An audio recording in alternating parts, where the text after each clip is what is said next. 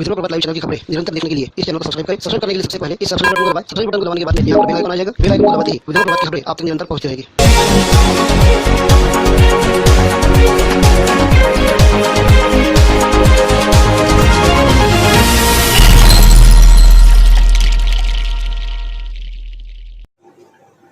नमस्कार, मैं शैलेंद्र सिंह राठौड़ और आप देख रहे हैं विद्रोह प्रभात लाइव। एक के बाद एक मीडिया के नाम पर पूरे तहसील में कानून की धज्जियां उड़ाई जा रही है। धारा 144 लागू होने के बावजूद यहाँ पर खुलेआम कानून की धज्जियां उड़ रही है, जिसे देखने के बाद में भी यहाँ के अधिकारी मतलब यहाँ के प्रशासन जिन कानून कायदों की सुरक्षा की जिम्मेदारी दी गई है, आखिर में मुख्यदर्शक बनकर सिर्फ तमाशा देखने में लगे हुए हैं। विदर्भ प्रभात की ओर से हमारा एक सवाल है एसडीओ साहब से, हमारा सवाल है तहसीलदार साहब से, हमारा सवाल है मुख्याधिकारी मैडम से, वो हमारा सवाल है थानेदार साहब से कि आज कोरोना के चलते धारा 144 इसलिए लगाई गई थी कि ये कोरोना वायरस और ना फैल सके और लोगों की जान बचाई जा सके, लेकिन लोगों की जान को खिलौना समझकर लोगों की जान से खिलवाड़ करने का काम यहाँ के मीडिया कर्मी करने में लगे हैं, वो भी इतने गंभीर तरीके से कि जिसे आप सुनेंगे तो हैरान हो जाएंगे। सबसे पहले इस बारे में हम जो पहला कारनामा आपके सामने रखने जा रहे हैं वो यहाँ के पत्रकार नितेश किलदार, इनका कारनामा कोरोना वायरस के चलते हर जिले में बाहर के जिले से आने वाले लोगों पर बंदी लगाई गई है। अगर आपको इस शहर में दूसरे शहर में गांव में आना है तो यहाँ पर कलेक्टर या एसडीओ साहब की आपको परमिशन लेनी पड़ेगी, तभी आप वहाँ पर आ सकोगे। इसके बावजूद बाहर गांव से आने वाले लोगों को क्वारंटाइन किया जाता है 14 दिन के लिए, ताकि उन्हें बाहर ही रखकर ये तय किया जा सके कि उन्हें कोरोना हुआ है या नहीं है। जाँच होने के बाद ही उन्हें अपने घर में भिजवाया जाता है। ये इसलिए कि आप लोगों की यानी पूरे गाँव वालों की यहाँ पर जान बचाई जा सके। लेकिन इतना होने के बावजूद मात्र 5-10 हज़ार के लिए ये पत्रकार इतना बिक गया था कि इस पत्रकार ने बाहर जिले से लोगों को ला कर चोरी छिपे इन्होंने घर में पहुंचाने का गोरख धंधा चालू कर दिया था। शर्म आनी चाहिए नीतीश किलदार को। आज थोड़े से लालच के लिए, एक थोड़े से पैसे के लिए आज सभी लोगों की जान को इसने खतरे में डाल दिया। तो सबसे पहले पत्रकार नीतीश किलदार वो यहाँ के एक व्यवसायी रिंकू जायसवाल, इनकी फोन रिकॉर्डिंग आप सुन लीजिए, तब आपको इस गंभीर मामले में आखिर नीतीश किलदार ने पैसे की लालच में क्या कारनामा कर दिया ये आपको समझ में आ जाएगा। हेलो भैया, जय श्री राम। रिंकू शुक्ला बोल रहा था। जय श्री राम। बोलिए भैया, वो प्रॉब्लम एक ऐसा था कि अपने धामन गाँव की भाई है, वो जैसे धामन गाँव रहती थी, अब उसको लॉकडाउन के पहले 3-4 दिन पहले उसके आंखों में तकलीफ थी। तो अपने वकील साहब ने पांगरकर वकील साहब, उन्होंने बोले भाई तू अमरावती आ जा, मैं तेरा जमा देता सब इलाज का। ये वहाँ गई और साला 2-3 दिन बाद लॉकडाउन लग गया। वो एडमिट थी, एडमिट से फिर अब उसका डिस्चार्ज हो गया। तो उसको रखना था, तो फिर अपन ने उसका इंतजाम करा रखने का। तो वकील साहब के घर पे 1.5-2 महीने से अब उसको आना इधर धामन गाँव। तो इसका कुछ इलाज बताओ। कुछ भी नहीं, आज प्राइवेट गाड़ी करके लेके आना पड़ता है क्या? तुम्हारी तो परमिशन नहीं है तुम लोगों को निजी लोग। वही तकलीफ है ना, वो तुमने फेसबुक पे पोस्ट डाले ना कि कोई फंसा है तो अपने को फोन ना करके। फंसा है कैसे है मालूम? जब देखो मैं यहाँ से गाड़ी करके जाऊंगा तो मेरे को तो भाई खर्चा लगेगा। मेरी गाड़ी तो मेरी देता, मैं पेट्रोल भी मेरा देता, सब मेरा देता। वो तो विशेष नहीं भैया, बाकी को फाइनेंशियल तो कोई प्रॉब्लम ही नहीं है। पर अपना मेरा क्या बोलना, मैंने भी 8-10 जनों को लाया। किसी को अभी मैंने कालमे को साहब के लड़के को अमरावती से ला दिया परसों। अच्छा। उन्होंने मेरे को 5,000 रुपए दी। अच्छा। सामान सहित सब ला दिया। मैं अगर मेरा टाइम निकाल रहा तो मैं मेरा बिल टूटता जाने के लिए अभी अकोला से मैंने परसों 2 जनों को लाया, 2 लड़कियों को। अच्छा। तो उन्होंने मेरे कार भी दिए, डीजल भी डाल के दिए, हाथ में मेरे 4,000 रुपए भी दिए। अच्छा। तो ऐसा मैं अगर भाई मेरा टाइम दे रहा तो मेरी भी मजूरी है कि नहीं? मेरे को भी पैसे लगते ना, मैं जा रहा आ रहा, मेरा टाइम खराब। सही बात है बिल्कुल। तो सारे बच्चे घर को पहुंचा दे रहा और क्या होगा बिना रोक टोक के। अच्छा। किसी को लगेगा भाई ये पैसे कमाने का माध्यम, तो ये थोड़ी पैसे। मैंने तो कहा मुंह खोला तो भाई 5,000 मिलते। सही है ना। लेकिन वो किसी को लगता भाई ये पैसा भी। कल वो हितेश बिहरानी का मेरे को फोन आया, बोले एक बच्चे को लाने का, बोले सिंधी समाज के। तो भाई गाड़ी दे दो अमरावती से लाने का। मैंने बोला भाई मेरे को खर्चा लगेगा तुम्हारी गाड़ी के साथ में। तो यार बोले तुम पैसे मांग रहे, तुमने फ्री में सेवा देना थी। तो भाई क्या पूरा समाज सेवा का मैंने उठा लिया सिर पर। ऐसा विषय है ना, तो क्या तुमने बोली तो कोई विषय नहीं, मैं करता सर, तुमको जो देना है वो देना। विषय नहीं हो तो ठीक है ना भैया, बात कर लो आप, मेरे को गाड़ी दे दो, मैं अभी 3-4 बजे निकल जाऊंगा, शाम में 5-6-7 बजे तक वापस आ जाएंगे, 5-6 बजे। ठीक है ना, ठीक है ना, वो ओके है ना, उनका है ना, इलाज हो गया ना पूरा, कोई प्रॉब्लम नहीं, 2 महीने से। फोन करो, मैं उनका वो लेटर बनवा लूँ वहाँ से कलेक्टर ऑफिस, ठीक है, उनको आगे भी देखेंगे। तो जैसा कि आपने देखा, मात्र 5-5 हजार के लिए नीतीश कुमार इन्होंने बाहर गांव के लड़के लड़कियों को अपने गांव में लाने का गोरख धंधा चालू कर दिया था। क्या ये पत्रकार है? पत्रकार नहीं, ये दलाल है। ये दलाली करना शुरू था सिर्फ 5-5 हजार के लिए।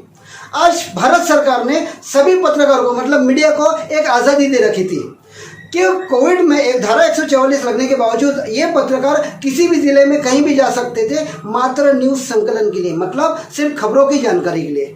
अगर विदर्भ प्रभात की ओर से मुझे कहीं और जिले की जानकारी लेनी है तो वहाँ मैं अकेला मेरे कैमरामैन के साथ में जाऊँगा, वहाँ से वो शूटिंग करूँगा और वहाँ से वापस आऊँगा। ये थी जवाबदारी मीडिया की।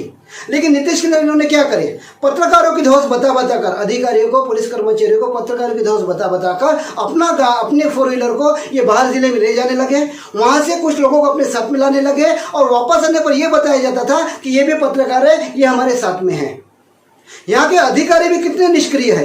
क्या उन्होंने साथ में आने वाले लोगों की जांच की? नहीं की। बस एक पत्रकार ने बोला कि मेरे साथ में है, उन्होंने इनको आज़ादी दे डाली और ये लोग अब आपके बीच में आकर बैठ गए।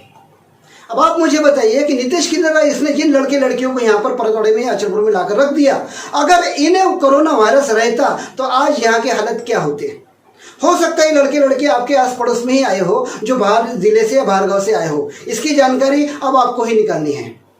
अभी हाल ही में कांडली की एक लड़की जो कि रशिया में पढ़ने को थी, वो अपने गांव वापस आ रही थी, तब उसे अमरावती में रोका गया और तभी से उसे क्वारंटाइन कर दिया गया था। आज वो लड़की कोरोना वायरस की संक्रमित है, इसका मतलब उसे कोरोना वायरस हो गया।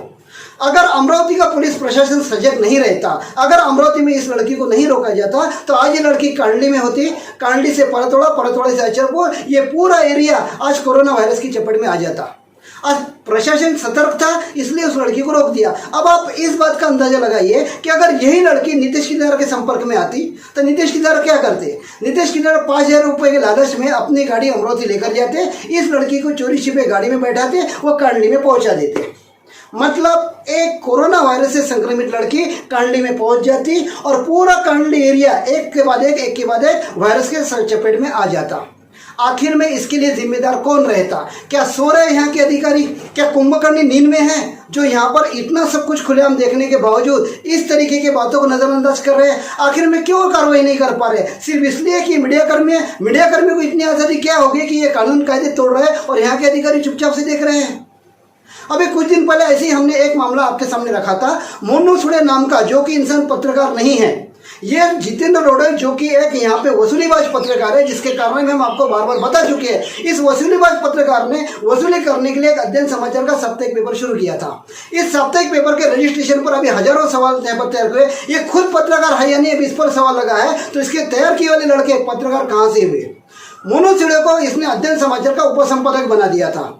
अब चैलेंज करें हम जितेंद्र रोडे इनको कि वे हमें डिक्लेरेशन के वो कागजात बता डाले जिस डिक्लेरेशन के कागज में इन्होंने मोनू सुड़े को अपना उपसंपादक बना डाला। मुंह से कुछ भी बोलेंगे। मतलब जो लड़का आपके यहाँ पर नौकर के काम कर रहा है, जो आपके यहाँ पर आटा पीसा कर लाके दे रहा है, जो आपके यहाँ पर आपके औरत के हर काम सुन रहा है, जो लड़का आपके बच्चों को स्कूल में पहुँचा दे रहा है, उस तरह के नौकर को आप एक प्रेस कार्ड तैयार करके दोगे। किस लिए? कि बाहर वो मनमानी कर सके।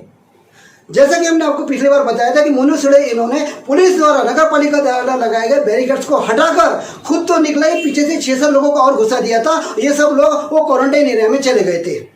आखिर में इतनी हिम्मत कैसे हो गई? पुलिस ने भी ये सब देखकर अपने मुंह पर पट्टी बांध ली थी। इस बारे में जब हमने पुलिस से सवाल जवाब किया था तो उस पुलिस कर्मचारी ने क्या जवाब दिया था, वो भी आप एक बार फिर से सुन लीजिए।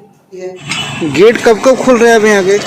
बस यहाँ पे इमरजेंसी वाला मेडिकल वगैरह रहा तो खोलते। सामने वाले 4 लड़के ना मेडिकल से थे ना इमरजेंसी की थे। अभी जिसने गेट खोला ना वो नगर परिषद के कर्मचारी थे, आई कार्ड बताए। नगर परिषद कर्मचारी नहीं था, वो पत्रकार का असिस्टेंट था। पत्रकार का असिस्टेंट था। गेट वही खोल रहा है, गेट वही लगा रहा है और गाड़ी लेके वही जा रखी हुआ है। वो बोले नगर परिषद के कर्मचारी।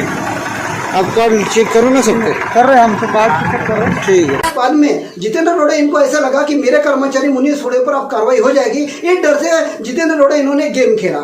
इन्होंने अपने छोटे से अखबार के पोस्टिंग पर जो व्हाट्सएप पर आती है और कुछ वीडियो बनाकर सोशल मीडिया पर छोड़ दिए कि मोनू सोढ़े बहुत बड़ा समाज सेवक है। मतलब मदर टेरेसा के बाद में ये एक ही औलाद पैदा हुई है जो समाज सेवा का काम कर रही है। मोनू सोढ़े समाज सेवक है, घर में खाने की सोच नहीं है, वो यहाँ पर खाना खिला रहा है। कौन है मोनू सोढ़े? फिल्म मिल में काम करने वाला एक मामूली कर्मचारी जिसकी औसत पगार क्या होगी जो खुद का घर चला सके। आज इसकी औकात है लोगों को खाना खिलाने की नहीं, लेकिन इसको पुलिस कार्रवाई से बचाने था, इसको नगर पालिका कार्रवाई से बचाना था, इसलिए उसी गेट से दोबारा निकालकर डबल से वीडियो बनाया गया कि देखिए ये फिर से वीडियो फिर से इसी गेट से आया। ये क्यों आया? ये आया था यहाँ पर लोगों को खाना खिलाने, यहाँ के गरीबों को खाना खिलाने। अब जिसकी खुद की खाने की औकात नहीं, वो किसी को खाना क्या खिलाएगा? ये मेरा पहला सवाल। मतलब समाज सेवा के नाम पर आप कुछ भी कर लोगे, मतलब पत्रकारिता के नाम पर आप कुछ भी कर लोगे। अगर कायदा कानून तोड़ना पत्रकारों का अधिकार है तो हम निवेदन करेंगे एडीओ साहब से, तहसीलदार साहब से, मुख्याधिकारी मैडम से और थानेदार साहब से, आज सभी पत्रकारों को छूट दे दी जाए कि बाहर गांव के लोग ये पत्रकार अपने अधिकार यूज कर करके सीधे गांव में लाकर पहुंचा दे रहे। अगर आप नीतीश कुमार को नहीं रोक सकते, अगर आप मोनू सोढ़े को नहीं रोक सकते, तो आपको किसी भी पत्रकार को रोकने का कोई अधिकार नहीं है। पत्रकार यानी मनमानी करने के लिए नहीं होते, हर पत्रकार के कुछ अधिकार रहते और कुछ रिस्ट्रिक्शन रहते जिसके बारे में नहीं जा सकते। लेकिन आज खुलेआम कानून की धज्जियां ये पत्रकार उड़ाने में लगे हैं। तो आखिर में एक सवाल पूरे जिले वासियों की तरफ से हम इन अधिकारी से कर रहे हैं कि क्या ऐसे पत्रकारों पर आप कार्रवाई करेंगे? इस बारे में हम सभी अधिकारियों से बहुत जल्द जवाब तलब करेंगे और इसी तरह की खबरों के साथ में हम आपसे आगे मिलते रहेंगे। तब तक लीजिए दीजिए, नमस्कार।